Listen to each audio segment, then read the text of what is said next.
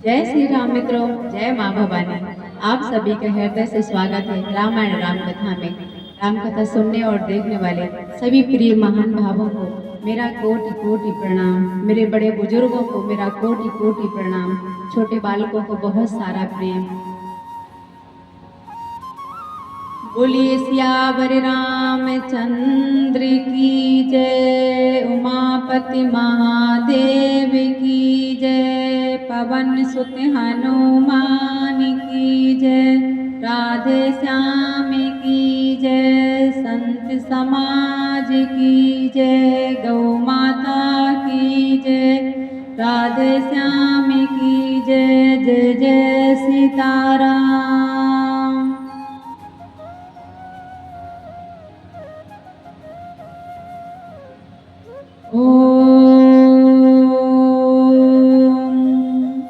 वक्रतुंड महाकाय, सूर्यकोटि समप्रभा, निर्विघ्नं कुरु मे देव, सर्वकार्येषु सर्वदा। बोलिए गणेश भगवान की जय। आइए मित्रों, हम रामायण का शुभारंभ करते हैं। राम कथा सुनने वाले सभी प्रिय मित्रों को मेरा फिर से एक बार धन्यवाद। मेरे प्रिय बुजुर्गों को, बड़ों को मेरा कोटि कोटि धन्यवाद, कोटि कोटि प्रणाम। और जिन्होंने मुझे बहुत सारा प्रेम दिया उन सभी को भी बहुत सारा प्रेम और आभार। और मैं राम जी के चरणों में दुआ करती हूँ कि हे प्रभु, मेरे सभी प्रियजनों को स्वस्थ और सुरक्षित और खुश रखें सदैव। इसलिए हमेशा आप सब खुश रहें और स्वस्थ रहें और सुरक्षित रहें और मेरे साथ बने रहें। मुझे आशीर्वाद दें और मुझे सुझाव दें ताकि मेरा भी मनोबल बढ़े और मैं आपको सदा ही ऐसी राम कथा सुनाती रहूं। मुझे आप सबसे कुछ कहना था, मुझे पूछना था कि किसी एक मित्र ने कमेंट किया था, वो कह रहे थे कि मैं शूद्र हूँ, क्या मैं रामायण का पाठ कर सकता हूँ? ये सुनकर मुझे बिल्कुल अच्छा नहीं लगा, बहुत दुख पहुंचा। भला आपको कोई ऐसा कहे कि भाई मैं बहुत छोटी जाति का हूँ, क्या आप मुझे पानी पिला सकते हैं? तो सोचिए आपको कितना दुख दर्द होगा इस समय में, ऐसे समय में। और वो भी कोई पूजा पाठ के लिए ऐसा कह रहा है, रामायण पढ़ने के लिए। क्या भगवान ने हमें इस तरीके से बांटा है, ऐसे पैदा किया है, ऐसे जन्म दिया है कि भाई नहीं तुम ये नहीं कर सकते, तुम वो नहीं कर सकते? नहीं, हम सब भगवान के ही बालक हैं। पूजा पाठ में किस तरह का भेदभाव है भाई? कैसा भेदभाव? मुझे उनके लिए बहुत बुरा लगा, ऐसा लगा कि मेरी ही गलती है, मेरी वजह से उन्होंने ऐसा कहा, उनके हृदय में ऐसी बात आई। मैंने उनसे हाथ जोड़ करके कहा, उनको जवाब दिया कि नहीं, आप रामायण पढ़िए, रोज पढ़िए। आपको ऐसा किसने कहा? पहले तो आप ऐसी सोच अपने दिमाग से हटाइए, ऐसा कुछ है ही नहीं संसार में। अरे भगवान, हम तो सब प्रभु के भक्त हैं, भगवान के बालक हैं, ऐसा कोई ऊंच नीच है ही नहीं। अगर कुछ ऊंच नीच है तो वो है हमारी सोच में, वो इंसान की सोच में। गलत वो लोग हैं जो गलत सोचते हैं। गलत कोई छोटा मोटा, बड़ा गरीब अमीर, ऊंच नीच, ऐसा कुछ नहीं है। ये सब उन लोगों की सोच है। तो जिन महान लोगों की ऐसी सोच है ना, वो ऐसी सोच को अपने पास ही रखें। किसी को उनकी सोच के, ऐसी सोच सुनने की और मानने की कोई ज़रूरत नहीं है। तो उन महान भावों से मेरी विनती है कि आप रामायण लीजिए और पढ़िए, रोजाना पाठ करिए। आपको जिस तरीके से पूजा पाठ करना है, आप कोई नीच नहीं है, कोई छोटे नहीं है, कोई है ही नहीं छोटा बड़ा भाई। तो आप कैसे छोटे हो गए? आप रामायण पढ़िए, महाभारत पढ़िए, जो आपको पढ़ना है पढ़िए, खुशी से पढ़िए। और ऐसे लोगों की बातें मत सुना कीजिए जो लोग आपका हृदय दुखाते हैं, जो लोग आपको परेशान करते हैं। ऐसे लोग आपका कुछ कर तो सकते नहीं, आपकी सहायता नहीं कर सकते, मदद नहीं कर सकते, सिवाय आपको परेशान करने के, कष्ट देने के अलावा ऐसे लोगों के पास कोई काम नहीं होता है। ये लोग होते ही ऐसे हैं कि अच्छे लोगों को परेशान करें, उनका मनोबल गिराएं। मेरे लिए ऐसा कोई नहीं है संसार में जो नीच हो, छोटा हो। हम सब एक ही हैं, सब कुछ एक जैसा ही तो है। फिर अच्छे बड़े बुरे कहाँ से हो गए हम भला? कैसे नीच और ऊंच हो गए? हमारी जो भी है सारी खराबी शरीर में है, जो बस सोच की है, बाकी तो सब कोई अच्छा है, निर्मल है, पावन है। तो प्रिय मित्र, आप रामायण लीजिए और उसका पाठ कीजिए, नित्य रोज भगवान की पूजा पाठ कीजिए, फालतू के लोगों पर ध्यान मत दीजिए और आप सुखी रहिए, सुरक्षित रहिए और ऐसे लोगों से दूर रहिए। मैं आपको एक कथा सुनाती, छोटी सी है।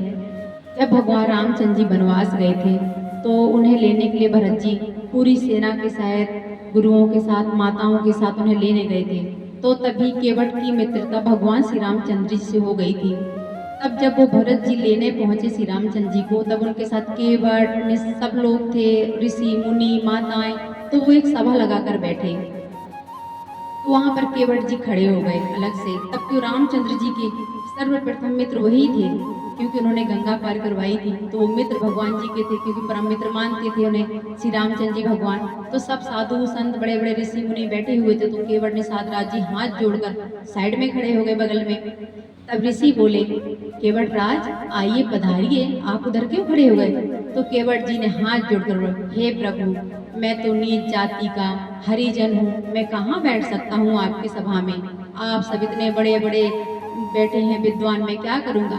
तब प्रभु उन ऋषि मुनियों ने कहा, आप ये कैसी बातें करते हैं? भगवान ने नीच तो किसी को रहने नहीं दिया, भगवान ने नीच तो किसी को रहने नहीं दिया उनके राज में। तो बताओ आप कैसे नीच हो गए? और आप तो सर्वप्रथम भगवान के मित्र हैं, तो आप नीच कैसे हुए? और रही बात हरिजन की, तो हम सब प्रभु के हरिजन हैं, हरि के जन हैं। भगवान विष्णु को हरि कहते हैं, तो हम हुए ना सबके हरिजन।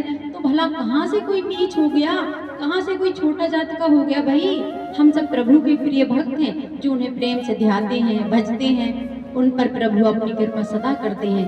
और जो नीच सोच के होते हैं, जो लोगों का मजाक करते हैं, उपहास उड़ाते हैं, अपनी दौलत धन का प्रभाव दिखा करके तंग करते हैं, उनको प्रभु श्री रामचंद्र जी एक दिन अवश्य देख लेते हैं। तो हमें दुख लेने की जरूरत नहीं है, दुखी होने की जरूरत नहीं है। भगवान है ना हमारे, वो सब देख लेंगे। माता रानी है ना, हनुमान जी महाराज है ना, वो सब देख लेंगे। आप अपनी मस्ती में मगन रहिए, किसी का बुरा ना कीजिए, किसी को दुख ना पहुंचाइए, अपनी खुशी के लिए, बस बाकी सब ऊपर वाला देख लेगा। चलिए आइए इस बात को हम विराम देते हैं और अपनी राम कथा का शुभारंभ करते हैं। जय श्री राम।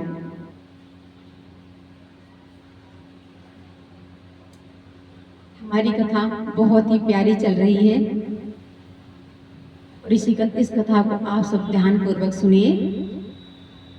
चलिए हम राम कथा का शुभारंभ करते हैं। छल कर टार्यता सुब्रत प्रभु सुर कारज कीन, तब जेहिता जाने हो मरम तबे श्राप कोप कर दीन, मंगल भवन अमंगल हारी, उमा सहत जिय जपत पुरारी।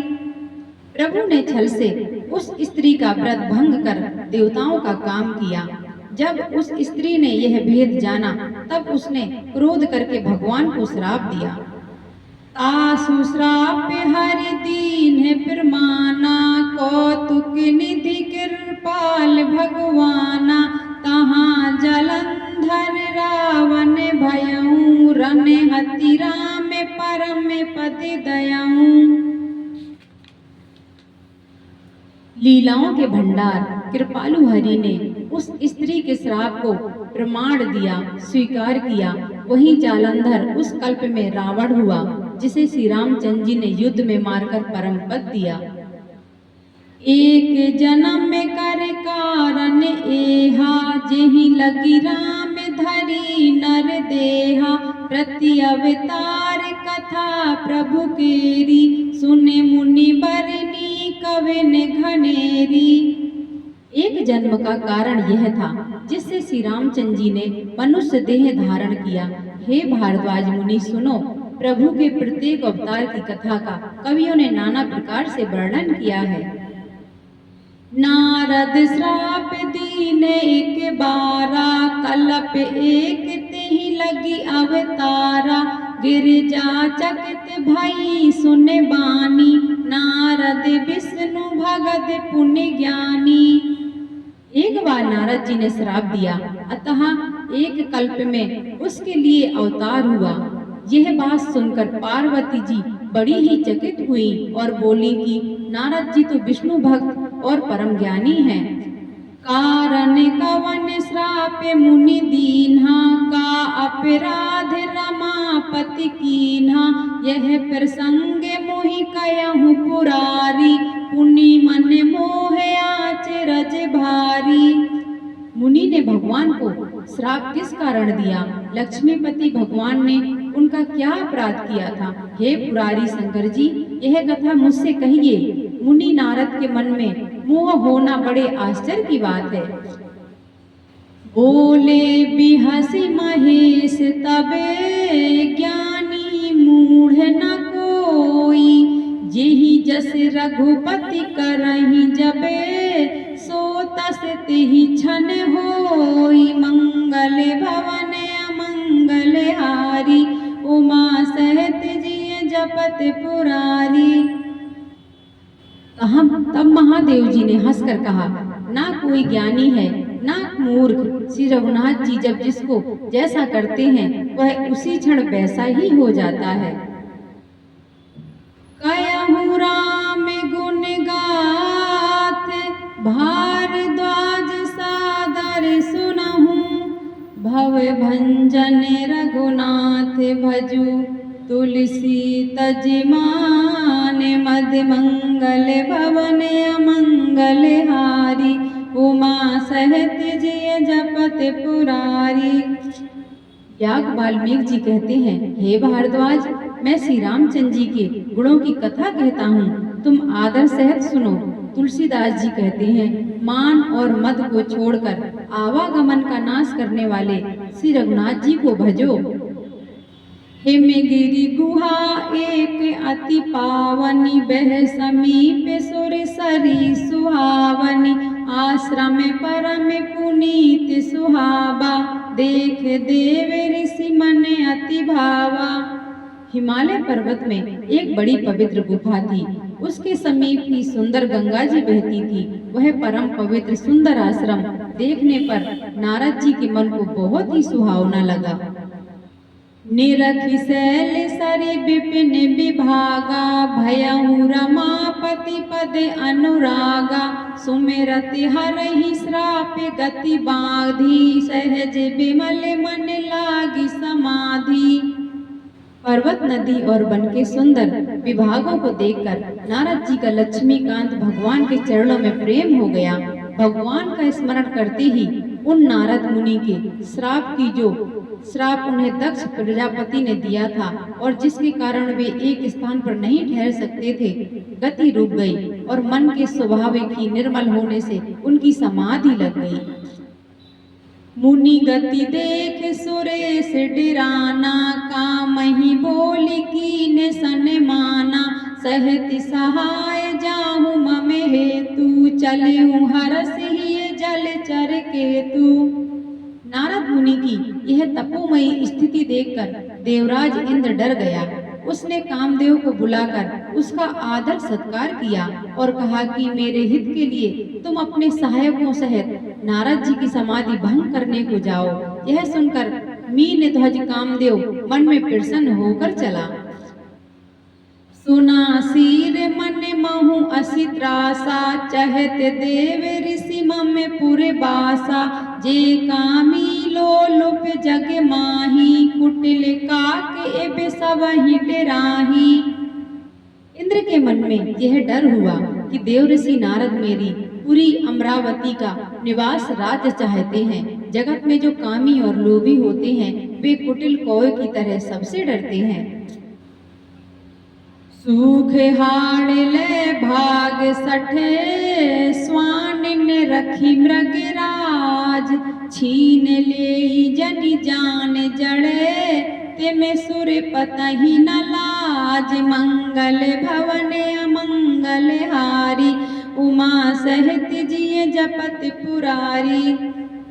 जैसे मूर्ख कुत्ता सिंह को देखकर सूखी हड्डी लेकर भागे और वह मूर्ख यह समझे कि कहीं उस हड्डी को सिंह छीन नहीं ले, वैसे ही इंद्र को नारद जी मेरा राज्य छीन लेंगे ऐसा सोचते लाज नहीं आई।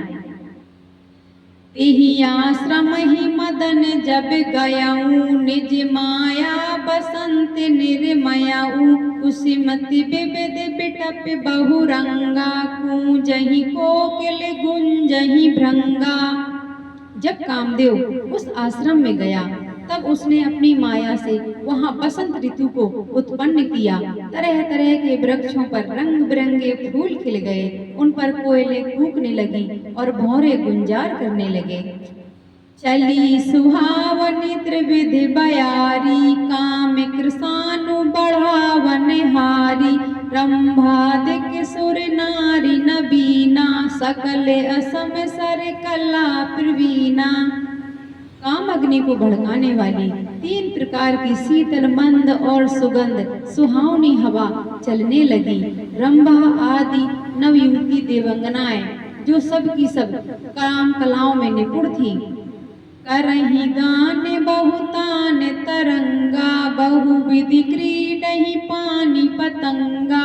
देख सहाय मदन हरसाना, कीन्ह सिपुनि प्रपंच विधि नाना। वे बहुत प्रकार की तीनों तानों की तरंग के साथ गाने लगी और हाथ में गेंद लेकर नाना प्रकार के खेल खेलने लगी। कामदेव अपने इन सहायकों को देखकर बहुत प्रसन्न हुआ और फिर उसने नाना प्रकार के माया जाल किए।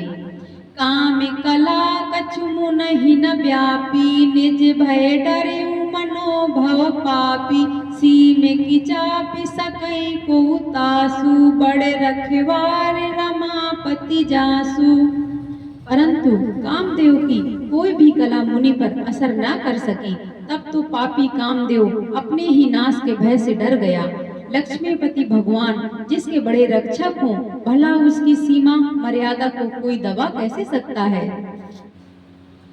सहत सहाय सभीत अति मानिहारी, मन मैल गहे सी जाय मुनि चरण। तबे कहीं सुठियारत बैन, मंगल भवन अमंगल हारी।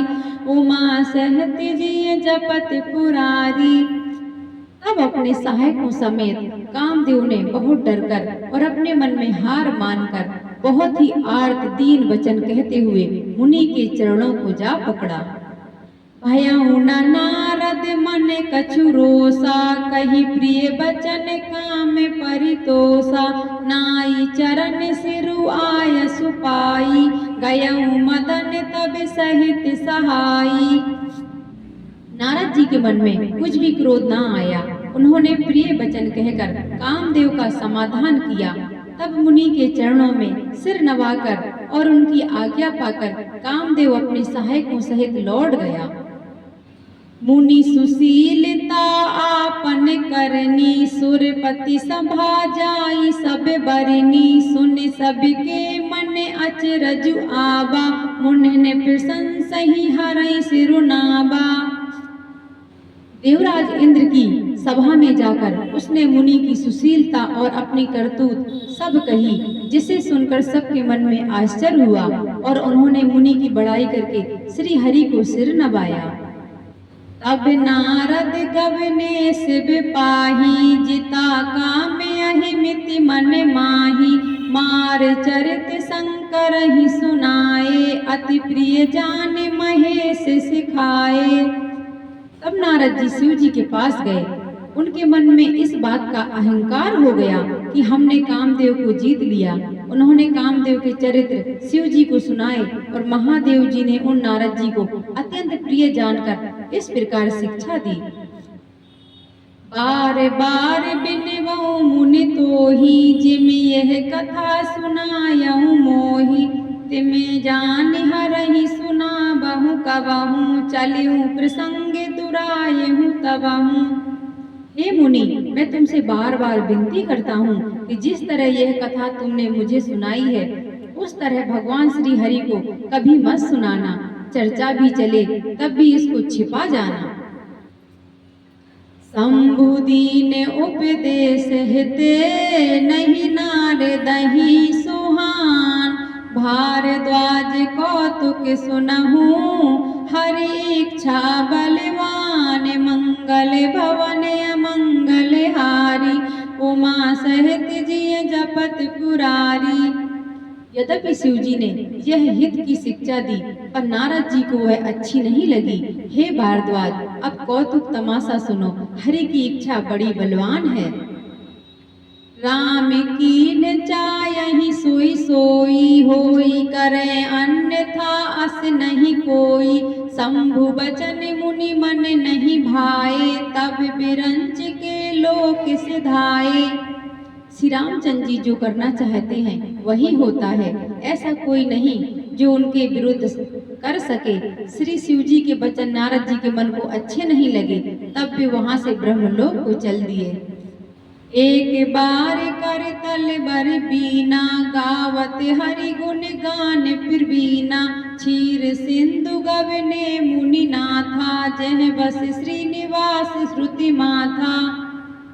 एक बार गान विद्या में निपुण मुनिनाथ नारद जी हाथ में सुंदर बीड़ा लिए हरि गुण गाते हुए क्षीर सागर को गए, जहाँ वेदों के मस्तक स्वरूप मूर्तिमान वेदांत लक्ष्मी निवास भगवान नारायण रहते हैं।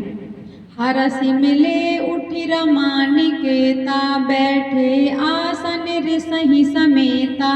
बोले बिहसि चराचर राया, बहुते दिनन कीन्हे मुनि दाया। रमा निवास भगवान उठकर बड़े आनंद से उनसे मिले और ऋषि नारद जी के साथ आसन पर बैठ गए। चराचर के स्वामी भगवान हंसकर बोले, हे मुनि, आज आपने बहुत दिनों पर दया की। काम चरित नारद सब भासे, जदपि प्रथम बरिज शिव राखे। अति प्रचंड रघुपति की माया, जेहि न मोहे अस को जग जाया। यद्यपि शिव जी ने उन्हें पहले से ही बरज रखा था, तो भी नारद जी ने कामदेव का सारा चरित्र भगवान को कह सुनाया। श्री रघुनाथ जी की माया बड़ी ही प्रबल है, जगत में ऐसा कौन जन्मा है जिसे वह मोहित ना कर दे। रुख बदन करि बचन मृदु, बोले श्री भगवान। तुम्हारे सुमिरन ते मिटहि, मोह मार मद मान। मंगल भवन अमंगल हारी, उमा सहत जिय जपत पुरारी। भगवान रूखा मुँह करके कोमल वचन बोले, हे मुनिराज, आपका स्मरण करने से दूसरों के मोह, काम, मद और अभिमान मिट जाते हैं, फिर आपके लिए तो कहना ही क्या है। सुने मुनि मोह होई मन ताके, ज्ञान विराग हृदय नहीं जाके।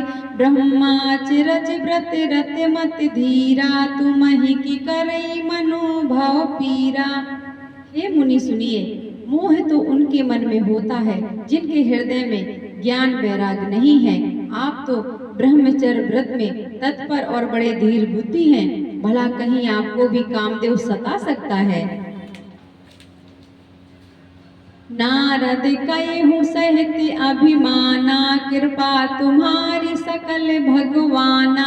करुणा निधि मन दीख बिचारी, और अंकुर गर्भ तरु भारी। नारद जी ने अभिमान के साथ कहा, भगवान, यह सब आपकी कृपा है। करुणा निधान भगवान ने मन में विचार कर देखा कि इनके मन में गर्भ के बाहरी वृक्ष का अंकुर पैदा हो गया है। वेगी सुमै डारहूँ उखारी, पन हमार सेवक हितकारी। मुनि कर हित मम कौतुक होई, अबसी उपाय करबि मैं सोई। मैं उसे तुरंत ही उखाड़ फेंकूंगा, क्योंकि सेवकों का हित करना हमारा प्रण है।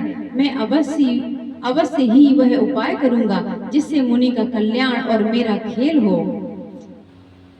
तब नारद हरिपद सिर नाई, चले हृदय अहमति अधिकाई। श्रीपति निज माया तब प्रेरी, सुनहु कठिन करनी तेहि केरी। तब नारद जी भगवान के चरणों में सिर नवाकर चले। उनके हृदय में अभिमान और भी बढ़ गया। तब लक्ष्मीपति भगवान ने अपनी माया को प्रेरित किया। अब उसकी कठिन करनी सुनो। बिरचेऊ मग महु नगर तेहि, सत जो जन विस्तार। श्रीनिवास पुर ते अधिके, रचना विविध प्रकार। मंगल भवन अमंगल हारी, उमा सहत जिय जपत पुरारी। उस हरिमाया ने रास्ते में 100 योजन 400 कोस का एक नगर रचा।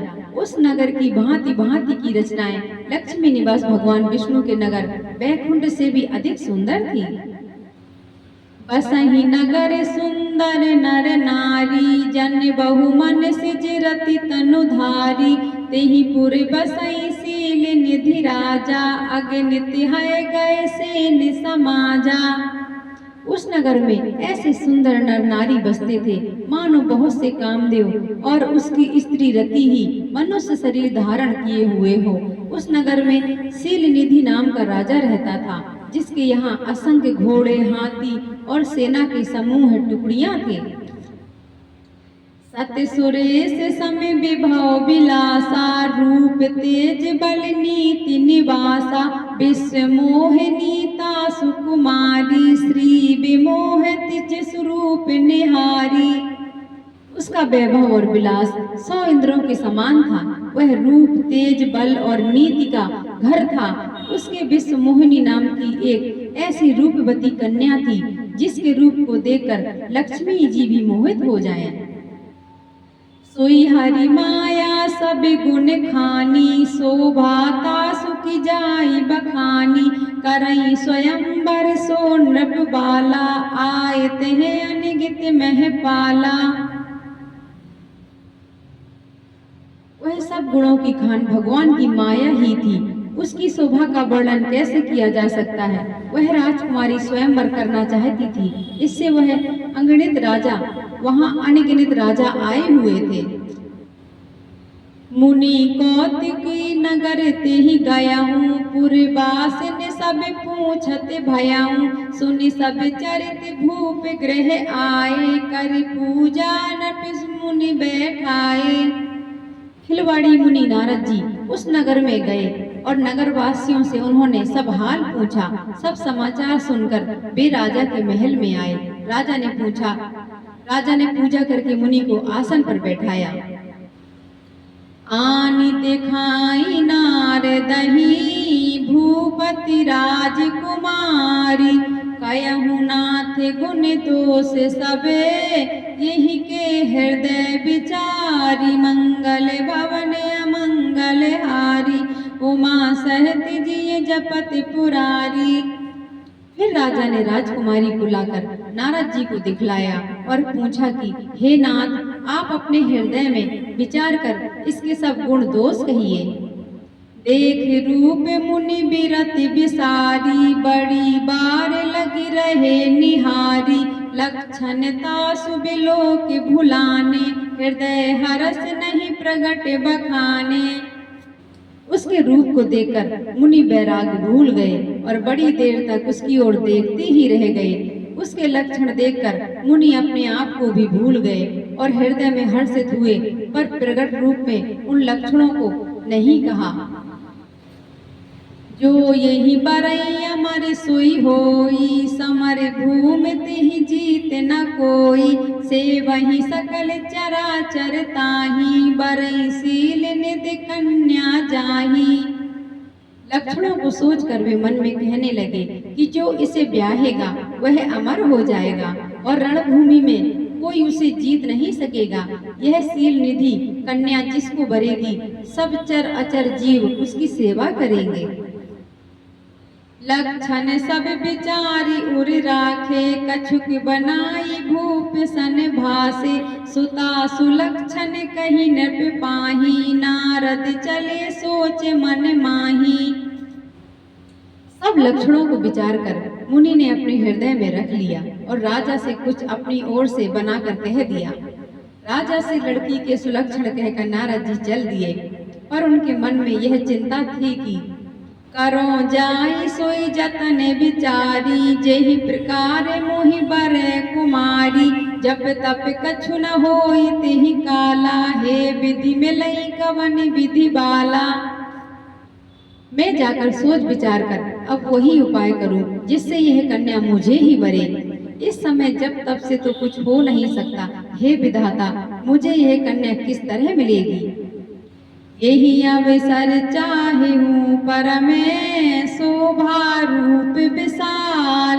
जो बिलो की रीझे कुंवरी तब मेले जय माल मंगल भवन अमंगल हारी उमा सहित जिह जपत पुरारी।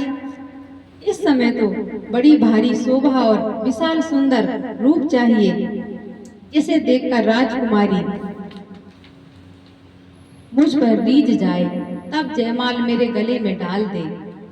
हरि सन मांगो सुंदरताई हो यही जात गय हूँ अति भाई मोरे हित हरि सम नहीं को यही अवसर सहाय सोई हो।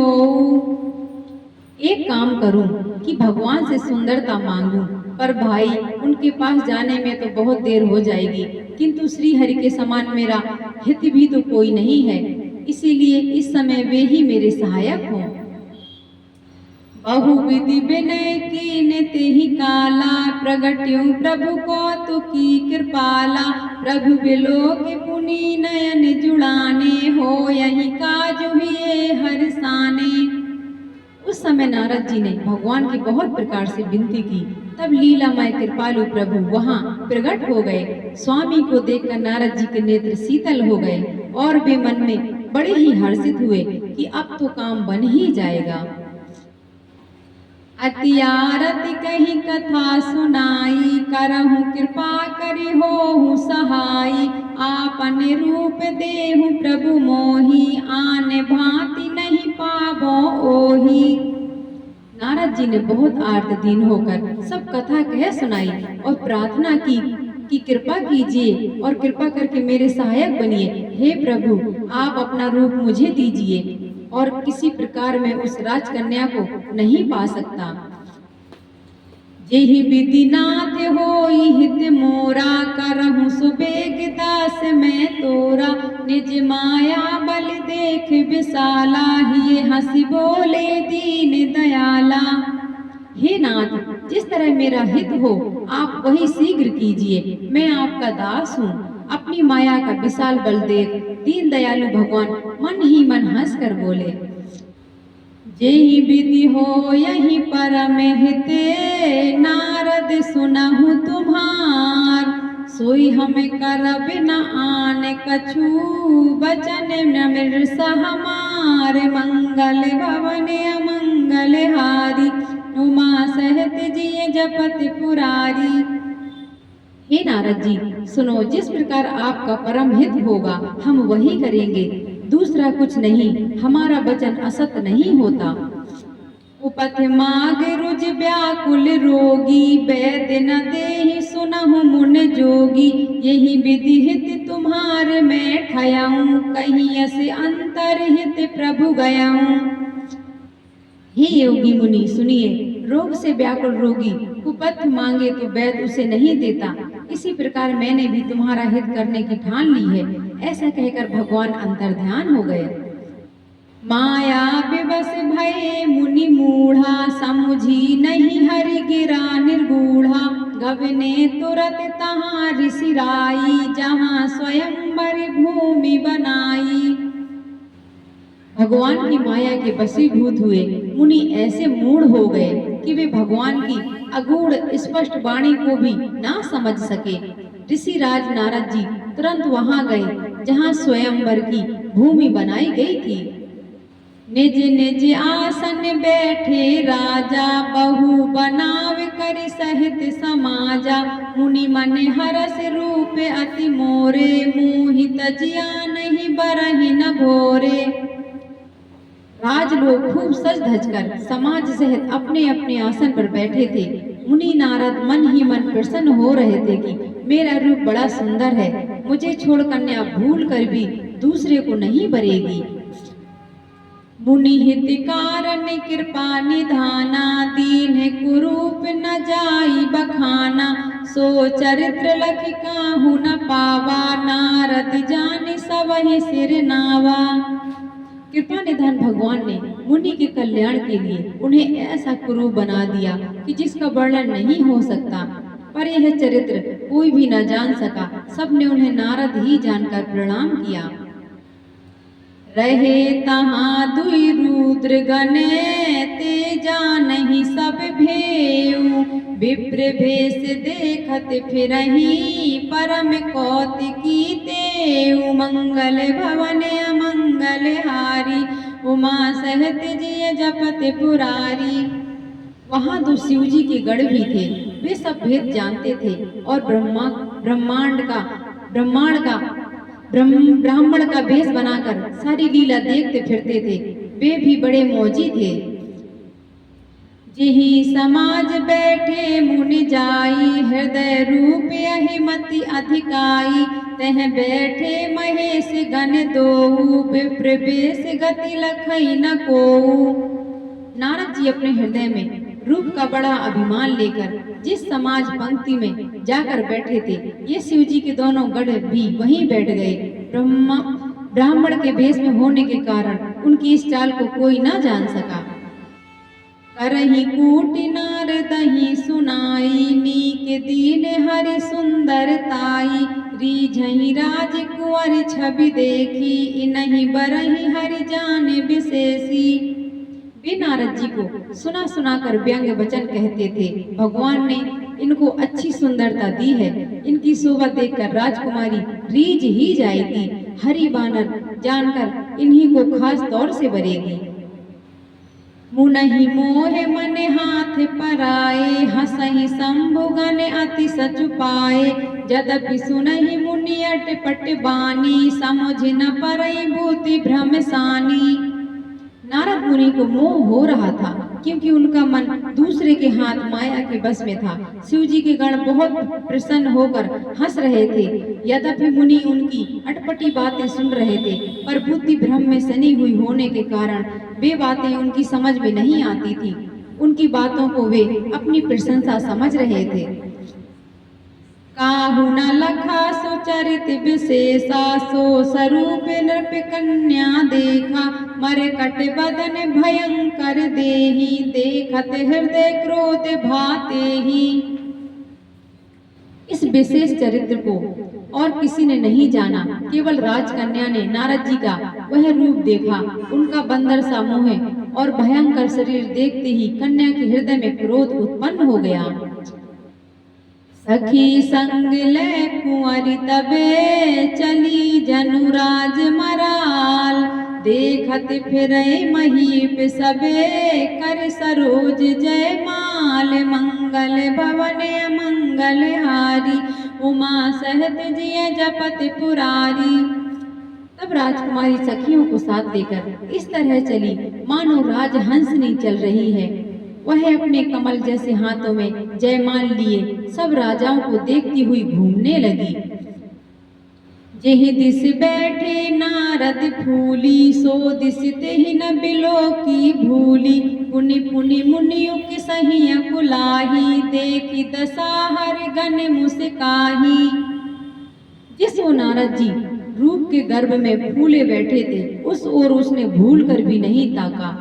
नारद मुनि बार बार उचकते और छटपटाते हैं। उनकी दशा देखकर शिव जी के गण मुस्कुरा रहे हैं। धरि नृपुतनु तह गयहु कृपाला कुंवरी हरस में लियू जय माला। दुल्हनि ले गए लक्ष्य निवासा नृप समाज तब भयहु निराशा। कृपालु भगवान भी राजा का शरीर धारण कर वहां जा पहुंचे। राजकुमारी ने हर्षित होकर उनके गले में जयमाल डाल दी। लक्ष्मी निवास भगवान दुल्हन को ले गए। सारी राजमंडली निराश हो गई। मुनि अति बिकल मोह मति नाठी मन गिर गई छूट जनु गांठी। तब हर गण बोले मुस्काई निज मुख मुकुर बिलो कहूँ जाई। मोह के कारण मुनि की बुद्धि नष्ट हो गई थी। इससे वे राजकुमारी को गई देख बहुत ही विकल हो गए, मानो गांठ से छूटकर मणि गिर गई हो। तब शिव जी के गणों ने मुस्कुराकर कहा, जाकर दर्पण में अपना मुंह तो देखिए। असे कहीं दो भागे भय भारी बदन दीख मुनि बारी निहारी। बेस बिलोक क्रोध अति बाढ़ा तिनहि सराप दीन अति गाढ़ा। ऐसा कहकर वे दोनों बहुत भयभीत होकर भागे।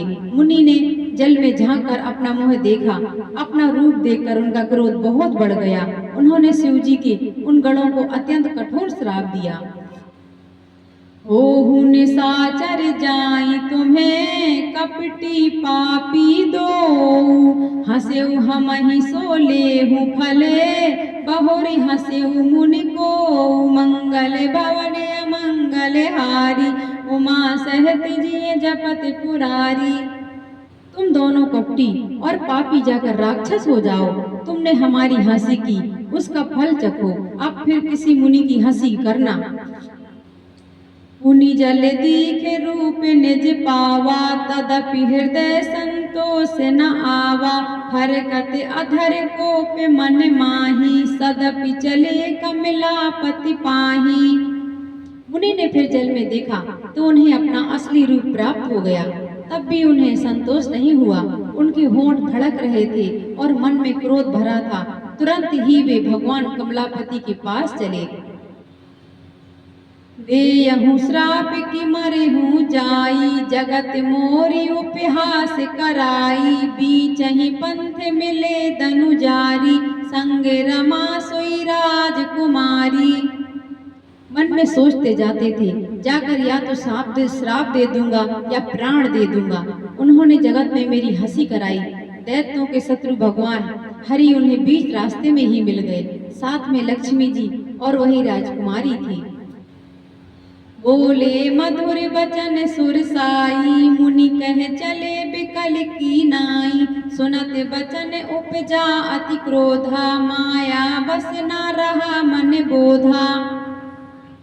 देवताओं के स्वामी भगवान ने मीठी वाणी में कहा, हे मुनि, व्याकुल की तरह कहाँ चले? ये शब्द सुनते ही नारद जी को बड़ा क्रोध आया।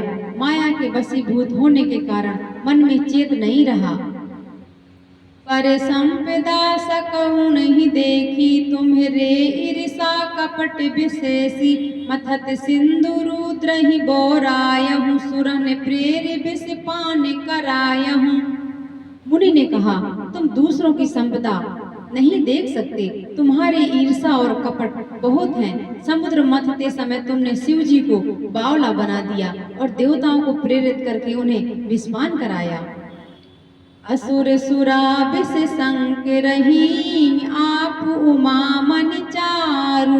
स्वार्थ साधक कुटिल तुम्हें, सदा कपट व्यवहारु। मंगल भवन अमंगल हारी, उमा सहत जिय जपत पुरारी। प्रिय मित्रों, हम अपनी कथा को यहीं विराम करेंगे। बोले सियावर रामचंद्र की जय, उमापति महादेव की जय, पवन सुत हनुमान की जय, राधे श्याम की जय। जय जय सीताराम। आइए मित्रों, अब हम रामायण जी की आरती करेंगे।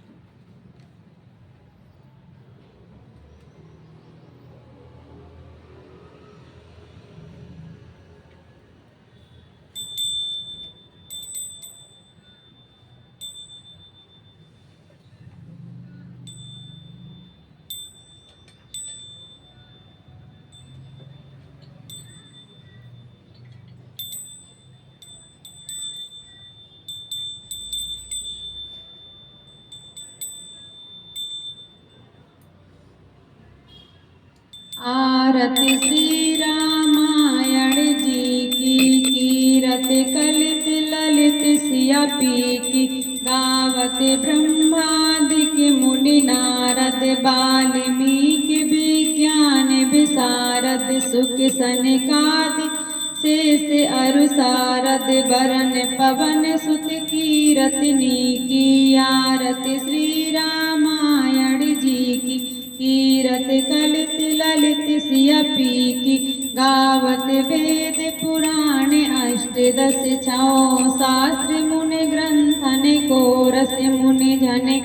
धन संतन को सर्वस सारे अंश सम्मति सभी की आरती श्री रामायण जी की कीरत कलित ललित सियपी की गावत संतत शंभु भवानी अरुगट संभव मुनि विज्ञानी व्यास आदि कवि बरज बखानी काग भुसुंड गरुण के ही की आरती श्री रामायण जी की कीरत कलित ललित सियपी की कलिमल हरण विषय रस पी की सुबग सिंगार मुक्ति जुबिती की धलन रोग बहुमूर अमी की तात मात सब विधि तुलसी की आरती श्री रामायण जी की कीरत कलित ललित सियपी की।